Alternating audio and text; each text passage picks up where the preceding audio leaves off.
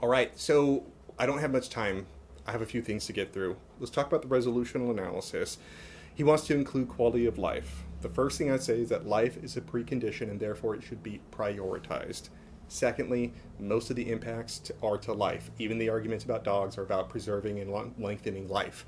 So I think we're already weighing most of them that way. The last thing I would say is that if you include quality of life in the criteria, it comes only as a tiebreaker. It comes second in priority, basically.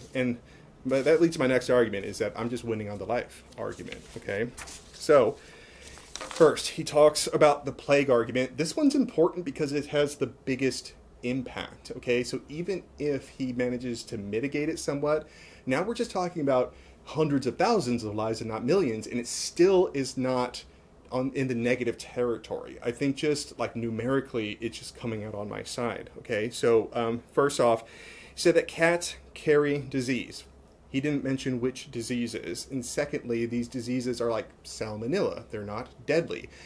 My third argument is dogs carry diseases too. You may have heard of rabies, which is worse than salmonella. So if we're going to be talking about quality of life, that would be worse, right, than getting the diseases that cats carry, all right? And they don't carry the plague at the same, like they're not carriers of it. They're not listed as carriers. What they are listed as is carriers of the fleas that might transfer them, okay? So getting it directly from a cat is not that great.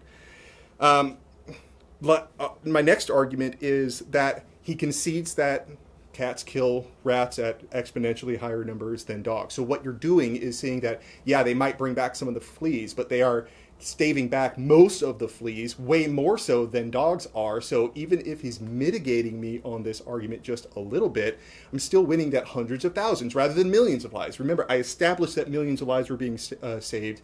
He's only reducing that. He's not eliminating it. He is sure not putting any sort of red on my ledger, all right, as you might get from the Marvel movies. So in response to his arguments about putting the deaths in context, all of those I'm just going to respond to is still more than cats. If the resolution was that cats are better for humanity than lightning, I would say the same thing. Lightning kills more people than cats, okay? And so, what else is redeemable about that? Maybe you get some quality of life because it looks pretty and you get some good photography, but that doesn't outweigh the life. The last thing is on their case. Remember, even if he wins these arguments, I'm outweighing on the overall amount of life that cats preserves in comparison to dogs. But it's, in terms of depression, anxiety, and health, people are scared of dogs more at a higher rate because they are more deadly. That fear and anxiety decreases quality of life, and the physical health, you could get a gym membership. All right? I have one more speech to go. I'm proud to affirm.